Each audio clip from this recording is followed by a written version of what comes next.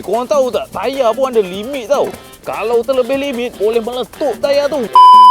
Korang semua pun mesti tahu kan, tayar adalah komponen paling penting untuk motosikal korang. Tapi korang tahu tak, dia ada maximum load dia dengan maximum speed dia. Macam mana nak tahu benda tu? Hari ni aku ajar korang. Macam korang tengok kat tangan aku sekarang ni, kita ada satu set tayar Swallow Razor XP. Tapi ni untuk skuter punya tayar. Okey, macam mana kita nak tengok? Kita tengok kat sini ada saiz tayar 80-90, saiz 14. Kat mana kita nak tengok benda tu? Okey, kalau korang tengok kat sini, ini 40P.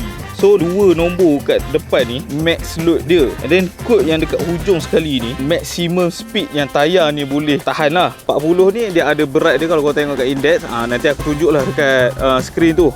Yang P ni aku ingat, P ni 100.5 km je dia boleh handle. Belakang dia lain sikit. Kalau kita tengok dekat dia punya ni 59S. 59 ni dalam 200 kg dia boleh tahan. Lepas tu S dia punya maximum speed 180 km per jam. Jadi perlu ke kita ingat indeks nombor banyak-banyak tu? Perlu.